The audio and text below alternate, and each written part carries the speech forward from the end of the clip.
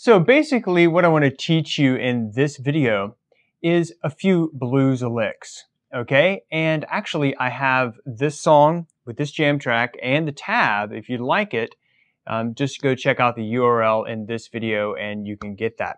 But let's go over a couple of these licks. Basically what I'm using is the pentatonic minor scale. And of course that's the pentatonic in the first in the first position of the five positions. So that's the first position. And of course, there are five positions because there are five distinct notes in a pentatonic scale.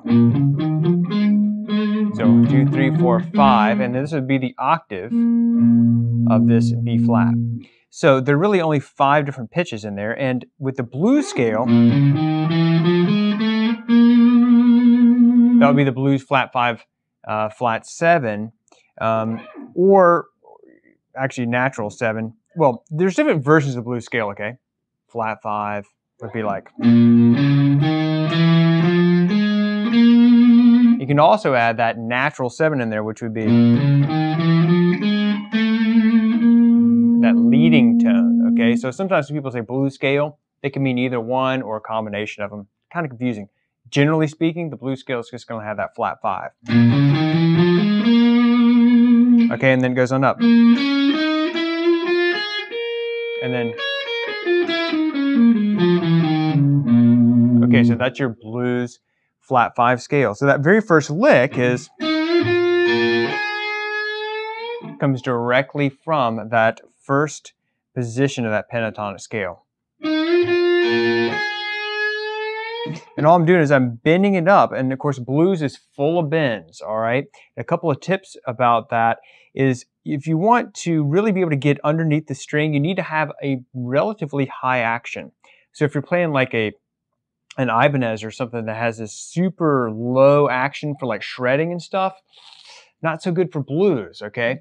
And so that's why I've got this Fender here, and of course a lot of the great blues players play Fenders or Gibsons, but either way, you want to have the neck adjusted so that the action is a little bit high. I mean, I'd say maybe at least 1/4 of an inch, because otherwise you're not going to be able to get your finger underneath it to push up the string. And on this particular one, it's really easy to adjust the action just by changing, grabbing a hex head wrench and just changing the screw depth here, which will raise the string up, okay? So that very first lick is just this trick I use for bends is that I actually will push up the string with all 3 fingers. So instead of like going like this, which is actually really hard, if you lock down the other fingers that are not playing and then help your ring finger to kind of push up the string, it'll really make the bend a lot easier. So you can go like, or, okay, so then I have, and that comes right from that pentatonic scale. All those notes. And then I have, and notice how, again, on this bend, it's a full bend. This is the note that's actually being fretted, but I'm using all of the fingers available to push up that string. And the next lick comes right from that. And then, okay, same concept, right from that pentatonic. Okay, and then,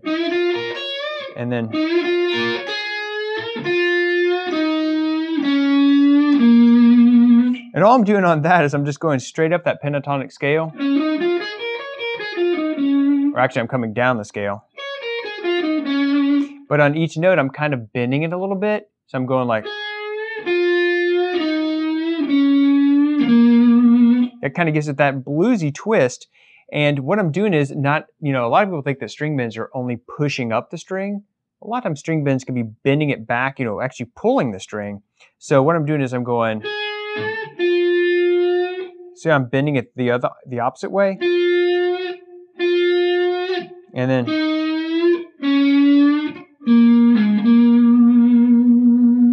okay, and on that, again, I'm fretting here, but I have these 2 fingers on the same string, and I'm kind of helping to, you know, make that vibrato. And I'm just allowing my thumb to rest in the back of the neck, and then I'm just kind of shaking it. And you might notice that actually, see how close my fingers are together? It's hard to do if you have your fingers spread out. Like, it's harder.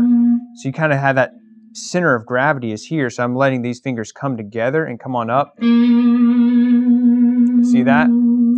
Okay. And then.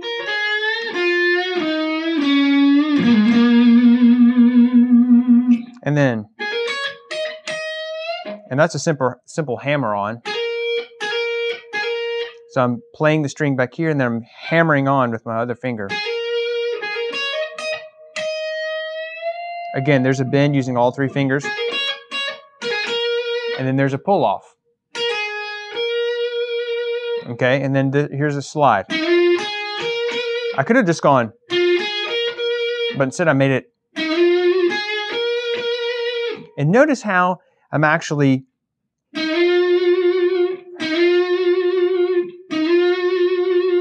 trying to get a little bit of vibrato in there before I go to the next note. Right? On each one of those. Instead of just, I'm trying to spice it up, give it a little bit of character. And then,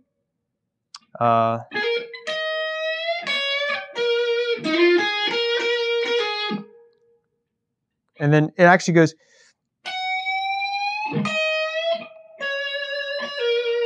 Now, let me let you in on a little secret. This note, it's not even in the key. It's actually outside of the key. That's why it's so like ear bending. Because if you think about it, that pentatonic, that third position of that pentatonic scale is not even going to have that note in it.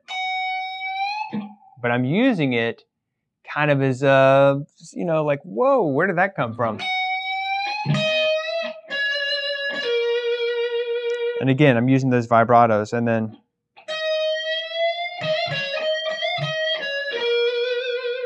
I'm just ending it on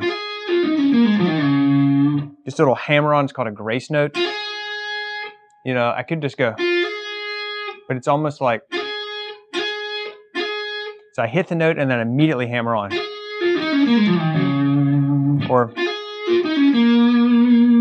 and then I just kind of add it, which is part of that 5th position of that pentatonic scale.